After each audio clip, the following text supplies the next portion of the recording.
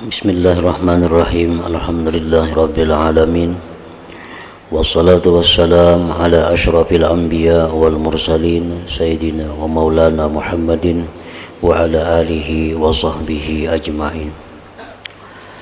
Qala al-musannif al-imam Abu Hamid Muhammad bin Muhammad al-Ghazali rahimahullah wa nafa'ana bi'ulumihi.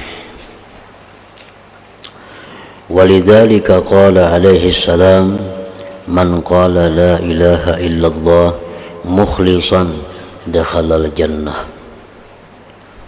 Wa ma'nal ikhlas ay yukhlisa qalbahu lillah fala yabqa fihi syirkun li ghairillah fayakunullah mahbuba qalbih wa ma'buda qalbih wa maqsuda qalbih faqat.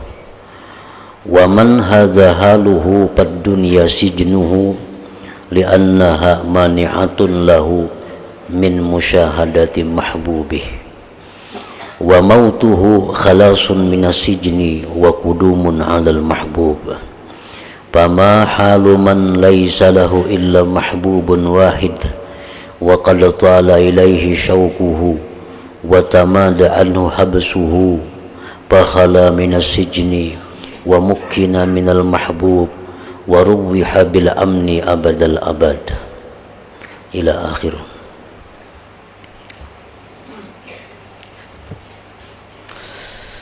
Makna kalam Imam Al-Ghazali rahimahullah wa nafa'ana bi ulumihi.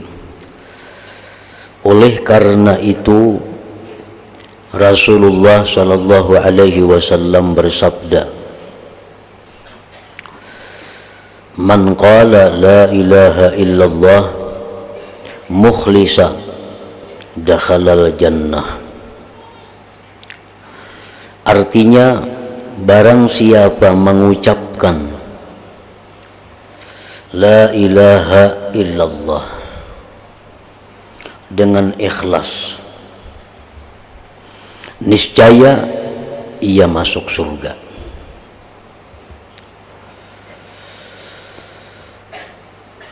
Barang siapa yang mengucapkan dari kaum muslimin dan muslimat, maksudnya la ilaha illallah dengan ikhlas mengucapkannya itu, niscaya ia masuk surga. Di dalam hadis ini tidak dijelaskan berapa kali kita mengucap la ilaha illallah. Berhubung kada dijelaskan, maka satu kali pun masuk. Dalam hadis ini pula tidak dijelaskan mengucapkannya itu apakah di akhir hayat atau di pertengahan hayat.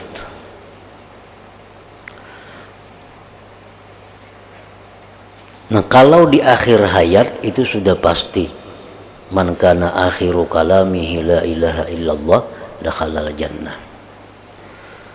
Sedangkan di sini kada disebutkan apakah itu akhir hayat ataukah dia masih sihat, masih sigar bugar. Asalkan dia mengucapkannya ikhlas, maka itu sudah bisa membawanya masuk ke dalam surga.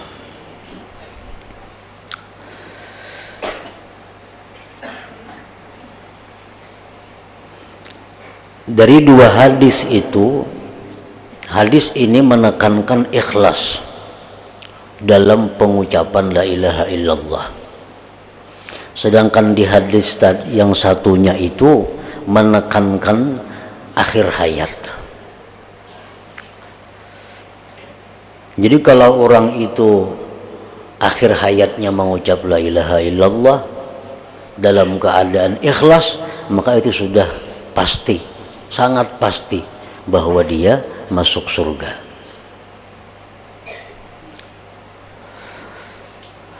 Apabila la ilaha illallah ini diucapkan ikhlas, tetapi kada di akhir hayat, sama aja juga masuk surga juga.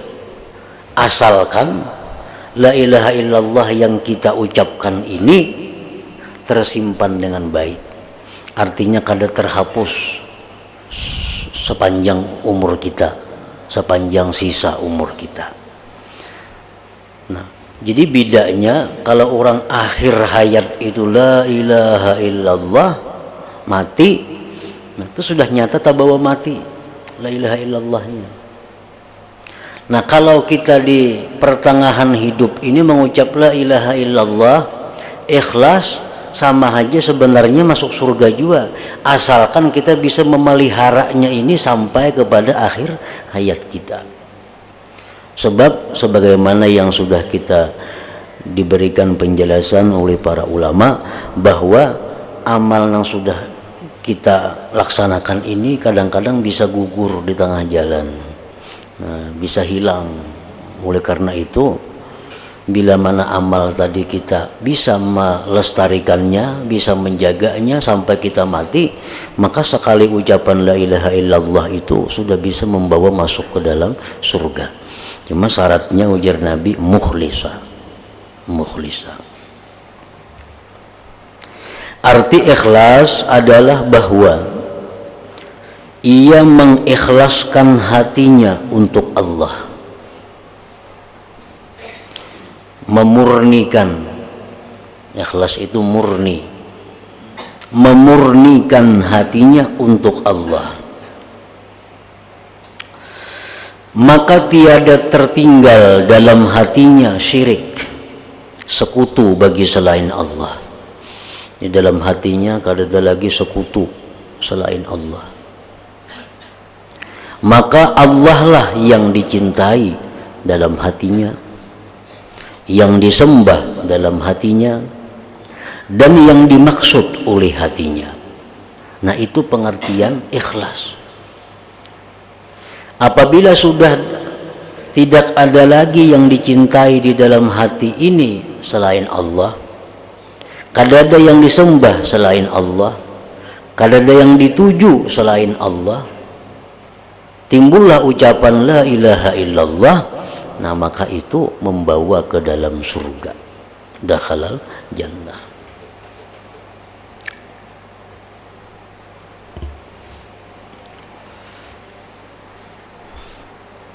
Orang-orang yang mencintai selain Allah, apakah orang ini salah? Apakah orang ini berdosa? Apakah orang ini menyekutukan Allah? Kita mencintai pasangan, laki mencintai bini, bini mencintai laki, orang tua mencintai anak, anak mencintai orang tua. Kita mencintai ada harta-harta benda. Nah, apakah itu syirik? Bisa dikatakan syirik, bisa dikatakan kada syirik. Karena mencintai selain Allah itu ada yang termasuk dosa. Mencintai selain Allah itu ada yang termasuk dosa. Bagaimana contohnya mencintai selain Allah itu termasuk dosa? Adalah orang yang mencintai selain Allah itu melebihi daripada mencintai Allah. Itu sudah dosa. Bila kita mencintai selain Allah melebihi dari cinta kita kepada Allah, itu adalah termasuk dosa.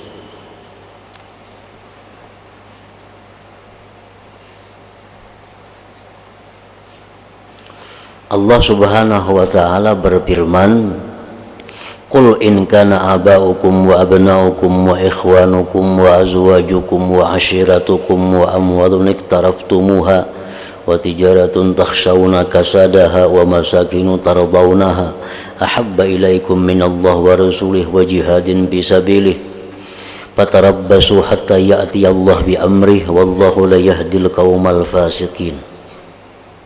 Nah, ini dalilnya. Katakanlah wahai Rasul kepada umat, jika adalah orang tua kalian, anak-anak kalian, saudara-saudara kalian, pasangan-pasangan kalian, keluarga kalian, harta benda kalian, perdagangan kalian, tempat tinggal kalian lebih dicintai daripada Allah dan Rasul dan jihad di jalannya, maka tunggulah sehingga Allah mendatangkan dengan azabnya. Nah, ini kalau kita mencintai selain Allah melebihi daripada mencintai Allah, ujar Allah, tunggu karena ada azabku, karena ada azabku.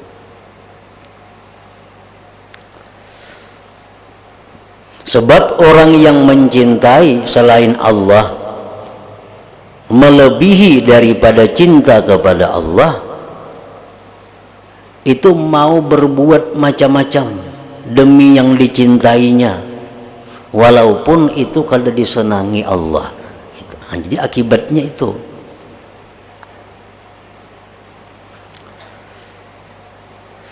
Nah, jadi mencintai selain Allah itu bisa dimasukkan golongan dosa kalau kita mencintai Allah melebihi daripada cinta kita kepada Allah.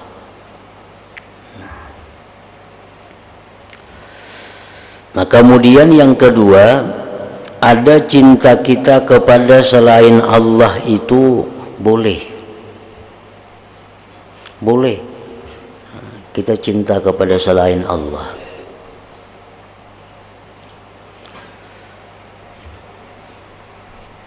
Allah berfirman dalam Al-Quran, ya ayyuhalladzina amanu la tulhikum amwalukum wala auladukum an dzikrillah.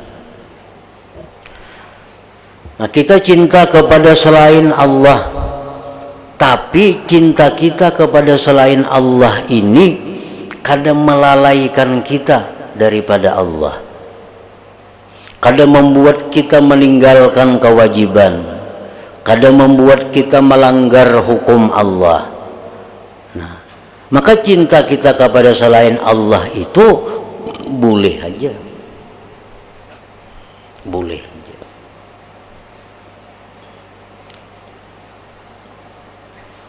Kita mencintai anak, keluarga, harta, benda, cintai kawan, mencintai siapa. Tapi kita kada pernah melanggar hukum Allah gara-gara mencintai itu. Kita kada pernah meninggalkan kewajiban gara-gara mencintai itu. Nah, ini boleh aja. Boleh. Kita mencintai harta, umpamanya. Tapi kita kada pernah juga gara-gara cinta harta ini sawat kada tersembahyang sampai melanggar hukum Allah. Ada orang kesayangan di duit, nah kesayangan di duit, takutan berpisah lawan duit nih. Makanya musim perampok, makanya musim maling. Lalu diandaknya duitnya di tempat yang dilarang Allah. Nah, ini ngarannya apa? Mencintai duit lebih daripada mencintai Allah. Mencintai duit berani melanggar hukum Allah. Nah, ini jadi dosa ini. Kita mencintai duit, kesayangan lawan duit ini kalau pindah hilang, dirampok orang, dicuntan orang, diandak duitnya di tempat yang dilarang oleh Allah, di tempat yang dimurkai Allah. Karena di situ dianggap aman. Nah, dianggap aman, kada bakal dirampok orang, kada bakal dicuri orang. Nah, ini orang ngarannya apa?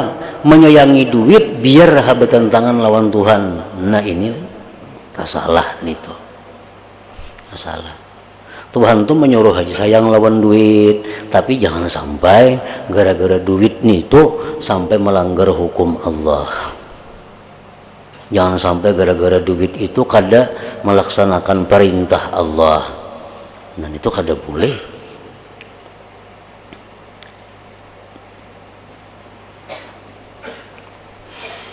Ada juga yang ketiga, cinta kepada Allah, cinta kepada selain Allah berpahala.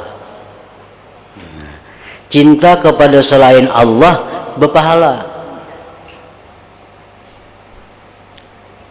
Contohnya apa? Mencintai orang-orang yang disuruh Allah kita mencintainya. Nah, berpahala. Kita disuruh Allah mencintai Nabi, kita cintai Nabi, nah, berpahala kita. Kita mencintai anak istri, disuruh Tuhan itu. Si istri mencintai laki, disuruh Tuhan. Nah, jadi kita cintai mereka-mereka itu karena ini suruhan Tuhan. Ini suruhan Tuhan, mencintai orang-orang ini. Kita cintai mereka, jadi berpahala. Mencintai selain Allah. Jadi artinya kada mesti salah kita mencintai selain Allah itu. Ada juga yang bujur mencintai selain Allah.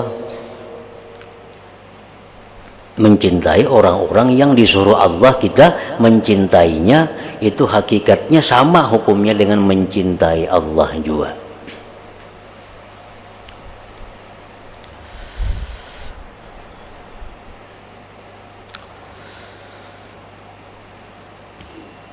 Nah, jadi pengertian orang yang ikhlas mengucapkan la ilaha illallah, di dalam hatinya itu kada ada cinta kecuali hanya kepada Allah.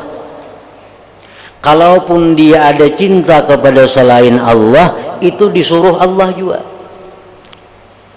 Itu mukhlis ngarannya. Kalau orang mengucap la ilaha illallah tapi inya mau mencintai selain Allah walaupun dengan melanggar hukum Allah, nah itu kada mukhlis, kada ikhlas ngarannya. Nya mencintai dunia lebih daripada mencintai Allah.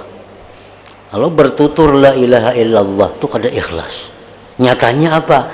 Dia mencintai dunia lebih dari mencintai Allah. Berarti ucapan la ilaha illallah itu adalah kada bujur.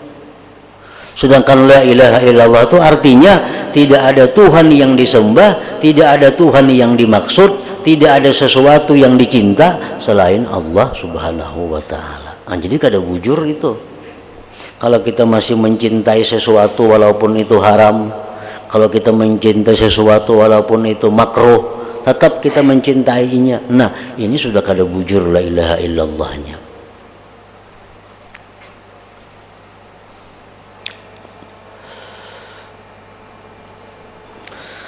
Arti ikhlas adalah bahwa ia mengikhlaskan hatinya untuk Allah, maka tiada tertinggal dalam hatinya syirik sekutu bagi selain Allah. Maka Allah lah yang dicintai dalam hatinya, yang disembah dalam hatinya, dan yang dimaksud oleh hatinya. Dan orang yang semacam ini keadaannya, maka dunia itu adalah penjaranya. Kalau orang itu dalam hatinya kada ada lagi nang dicintainya selain Allah, nang disembahnya kada ada lagi selain Allah, nang ditujunya kada ada lagi selain Allah, maka orang seperti ini hidup di dalam dunia sama lawan orang yang dipenjara.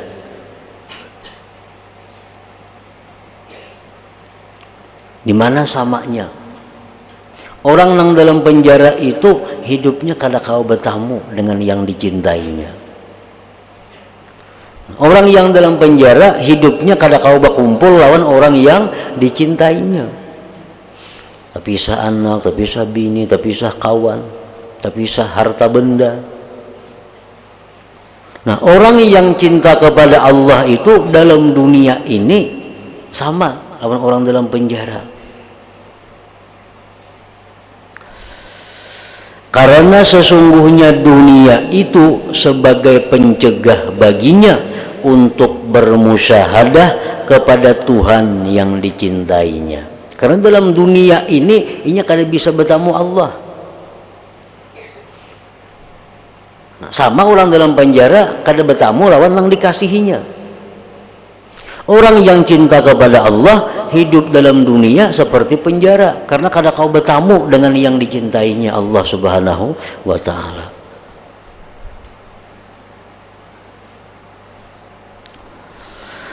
Dan matinya adalah terbebasnya dari penjara, dan matinya orang itu adalah terbebasnya dari penjara. Nah, orang yang cinta Allah ini kalau dia mati sama dengan orang yang keluar penjara, dan kedatangannya kepada Tuhan yang dicintai. Maka bagaimanakah keadaan orang yang tidak ada yang dicintai kecuali satu yang dicintai, dan telah lama rasa rindunya kepadanya, dan telah lama ia ditahan darinya, lalu ia dilepaskan dari penjara dan dipersilahkan bertemu dengan yang dicintai dan diberi kesenangan dengan aman sepanjang abad. Untuk kita kalau membandingkan orang yang dalam penjara itu dihukum 20 tahun, kada boleh bertamu anak bininya, kuitannya kada boleh. Begitu sampai 20 tahun keluar pada penjara, bertamuan lawan kuitan, bini, anak semua. Nah, kayak apa kita bayangkan kegembiraannya orang itu. Nah, demikian halnya orang yang cinta kepada Allah itu. Sekian tahun hidup dalam dunia, ini kada kau memandang langsung kepada Allah. Padahal hatinya sudah rindu, sudah cinta kepada Allah. Begitu dia mati, nah bisa bertemu Allah.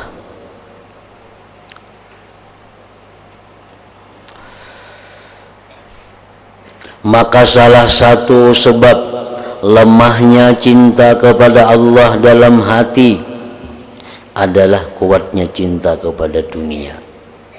Itu sudah bertentangan. Antara Allah dan dunia itu bertentangan. Maka salah satu sebab lemahnya cinta kepada Allah dalam hati adalah kuatnya cinta kepada dunia.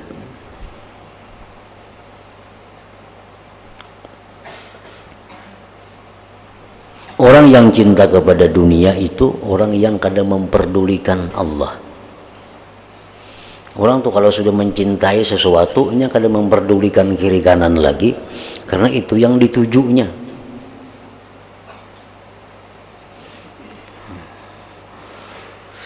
Nah, orang yang mencintai dunia kayak itu, ini kada tahu urusan Allah, kada tahu urusan Rasul. Ujar Tuhan ini kada boleh, jangan digawi, walaupun itu untung kada baik, tetap ini digawinya. Kenapa? Karena ini sudah mencintai dunia itu.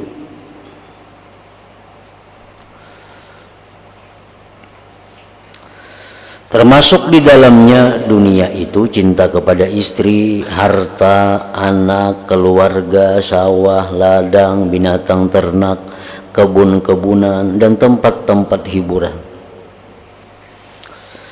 Sehingga orang yang merasa senang terhibur dengan merdunya suara burung dan merasa senang dengan berhembusnya angin pagi, itu adalah berpaling pada kenikmatan duniawi dan bisa mendatangkan kurangnya cinta kepada Allah Ta'ala dengan sebabnya itu.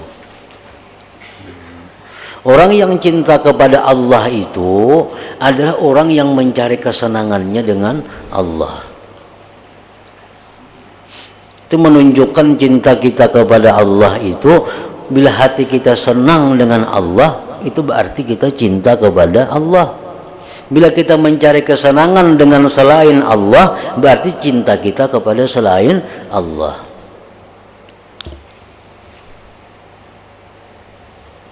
Ada orang yang nyaman bila mana berzikir kepada Allah. Nah, ini contoh orang-orang yang cinta kepada Allah. Orang yang begitu berzikir kepada Allah, hatinya nyaman. Begitu mendengar hadis-hadis Nabi, mendengar petunjuk-petunjuk Tuhan, hatinya tenang. Ini tanda orang yang cinta kepada Allah. Ada orang yang ketujuh mendengar suara burung, bila hatinya pindah kacau, bersuara burung tiong, senang hatinya. Ini orang cinta kepada burung tiong. Adakah itu kalau ambil duduk mengitik mengarahkan burung tiong, nyaman hati, burung perkutut, Ada nang katujuh lawan lagu, lawan gambus. Bila hatinya pina kacau, hatinya pina kada karuan, buka gambus duduk mengitik nangarakan gambus.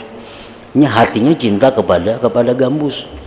Jadi selama bahwa Allah Ta'ala itu bukan penghibur kita, maka berarti cinta kita kepada Allah itu masih kurang. Masih kurang.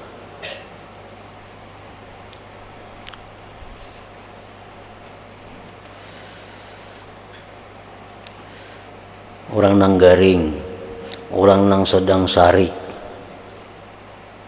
Orangnya sedang sarik, sedang marah. Kalau jarang kawan, bawa beingat lawan Allah, bawa beingat. Kada mau ampi sariknya, Allah kada dicintainya. Nang kawan diingati lawan nang, ayo bawa berzikir. Tuh orang nang cinta kepada Allah. Kalau orang tuh cinta kepada Allah, marah inya, jadi kita bawa beingat, ampi hamdainya marah. Amun orang nang pamarah nih cinta kepada suara burung tiung andak di awaknya, nah ampi itu sariknya.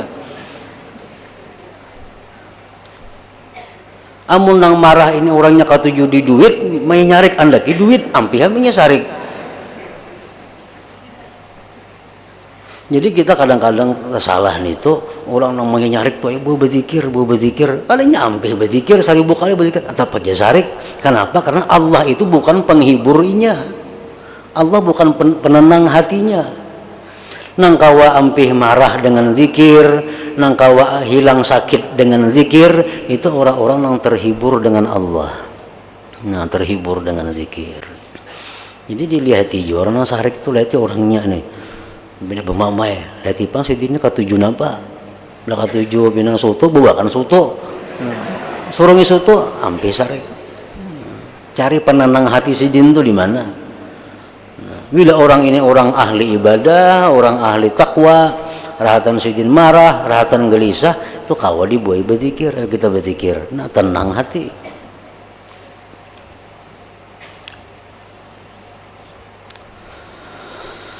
Maka menurut kadar kejinakannya terhadap dunia, maka berkuranglah kejinakannya dengan Allah. Itu sudah, rumusnya sudah. Seapa cinta kita kepada dunia, nah seitulah, sisanya itulah cinta kita kepada Allah. Bila cinta kita kepada dunia ini 70%, berarti cinta kita kepada Allah 30%. Kawan dilihat dari mana? Dilihat dari kesibukannya. Manusia itu sibuk melayani yang dicintainya, itu pasti.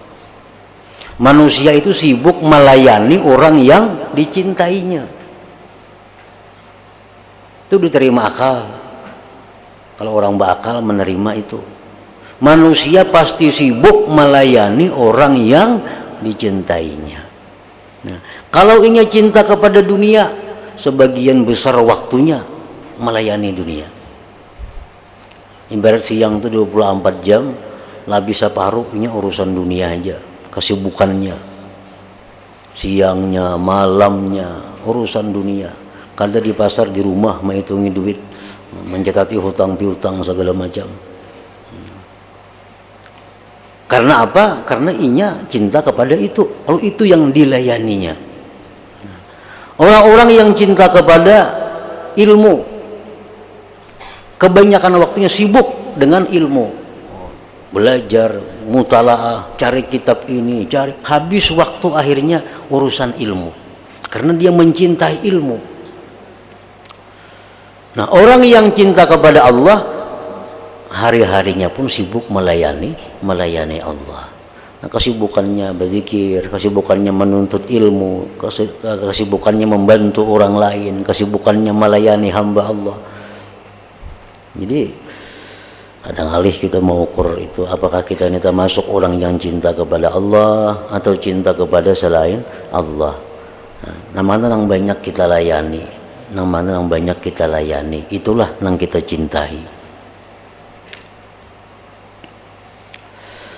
Maka bila mana kita ini kurang cinta kepada Allah, bila kurang cinta kepada Allah, takutan kita, takutan bertemuan, takutan mati.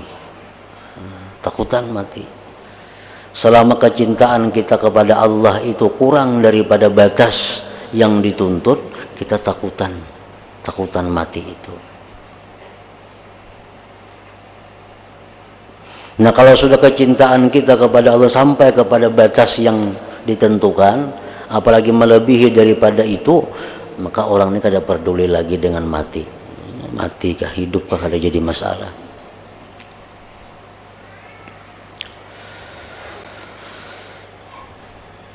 Tiada diberikan sesuatu di dunia kepada seseorang melainkan akan berkurang dengan sebab pemberian itu menurut kadar berkurangnya di akhirat dengan sendirinya.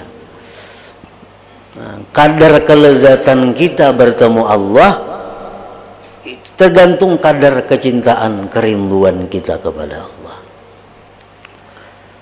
Kita lawan kawan nang kada tapi katuju, lawan kawan nang kada tapi senang. 20 tahun kada bertemuan, kada apa-apa bertemuan kada apa-apa yang bersalaman bisa. Kenapa? Karena kada dikenang, kada dirindukan. Nah, kayak itu juga lawan Tuhan artinya. Amun kita sudah sekian puluh tahun kada bertemuan kawan, maka kita sayang bener lawan kawan itu, sayang luar biasa. 10 tahun dah kada bertemuan beragap itu, bepaluk. Karena saking gembiranya lawas kada bertemuan itu. Jadi kadar kayak apa lezatnya bertemu tergantung kadar kecintaan kita kepadanya itu. Sebagaimana seseorang semakin bertambah dekat ia ke timur, dengan sendirinya ia semakin jauh dari barat. Ini dunia lawan Allah laksana itu, yaitu dengan menurut kadar itu. Dan tidaklah senang hati seorang perempuan istri kepada suaminya, melainkan sempit dengan kesenangan itu hati istri madunya. Sama lawan antara timur dan barat. Dunia dan akhirat itu adalah bagaikan dua wanita yang dimadu. Keduanya juga seperti masyrik, tempat terbit matahari, dan maghrib, tempat terbenam matahari. Maka telah terbuka hal yang demikian bagi orang-orang yang mempunyai hati dengan terbuka yang lebih jelas dari penglihatan dengan mata. Dan cara mencabut cinta dunia dari hati, sudah tahu tadi bahwa cinta dunia inilah yang mendinding daripada cinta kepada Allah. Mencintai dunia inilah yang mendinding kita mencintai Allah. Namun kita lihatkan seadanya aja, ya kayak itu jadinya. Kita bertemu Allah dalam keadaan susah, dalam keadaan sakit. Lalu mesti di dalam hati ini secara bertahap mengurangi kecintaan kepada dunia, menambah kecintaan kepada Allah. Semakin bertambah umur, semakin bertambah penyakit, makinnya dikurangi cinta kepada dunia, ditambahi cinta kepada Allah itu. Dan cara mencabut cinta dunia dari hati adalah dengan menempuh jalan zuhud. Jalan zuhud artinya apa? Kita buangi, kita tinggalkan dunia kita yang paling banyak mengganggu pikiran kita. Buangi itu secara langsung, kada kawa sekaligus, kada kawa, kecuali orang-orang istimewa yang diberi hidayah oleh Allah. Kalau jalan tarbiyah, jalan suluk, nah, kita banyak mempunyai kegiatan dunia. Umpamanya kita berdagang seminggu 7 hari. Seminggu 7 hari. Nah, itu dikurangi. Umpamanya sehari dikurangi. Nah, yang dikurangi sehari itu jangan digunakan untuk dunia juga.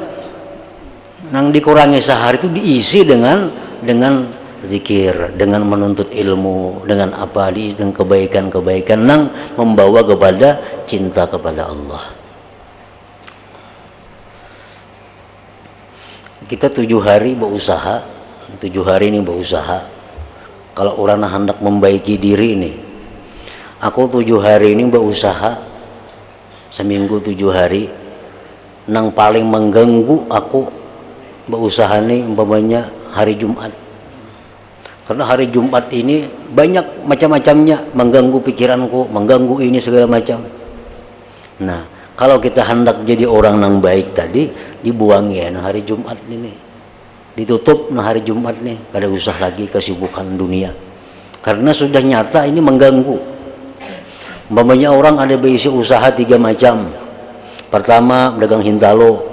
Yang kedua, usahanya ada misalnya bertukar gatah. Yang ketiga, ada usahanya ini berdagang ini, banyak bisa usaha. Nah, nang 3 usaha nang mana nang paling banyak menyita pikiran? Itu nang diampihi dulu. Itu nang diampihi. Karena bila pikiran ini banyak, otomatis nang lain jadi kurang dipikirkan, kurang diingat. Oh, nang ini dagang hintalo yang paling banyak masalah, mahya akan pacah, mahya akan tambuk, mahya akan buruk segala macam. Nah, ampihi dagang hintalo ini cukup dengan 2 usaha yang lain. Amun kita berpikir hendak menambahi usaha itu jauh benar lagi kedudukan kita ini. Kita ini makan cukup diberi Tuhan lah, pakaian cukup, kendaraan ada, rumah ada, usaha ada. Sudah haji, sudah apa sudah. Cukup sudah ngarannya. Berpikir pulang menambahi usaha yang ada supaya dikembangkan, ini makin jauh benar orang ini. Nang ada lagi sudah labihan inya. Berpikir pulang menambahi usaha. Orang mengurangi. Ini urusan mengurangi, ini kada menambahi. Umpat pulang berusaha di situ. Orang pinarami di situ, umpat juga berusaha di situ. Orang rami bersarang burung, umpat juga membangun sarang burung. Orang berusaha ini, umpat juga ini. Nang ada lagi sudah kada tapi kau beramal lagi. Nang ada lagi sembahyang sudah kada husu. Ditambahi pulang semacam ini. Jadi kada kawa jadi orang nang kayak kitab nang kita baca ini kada kawa.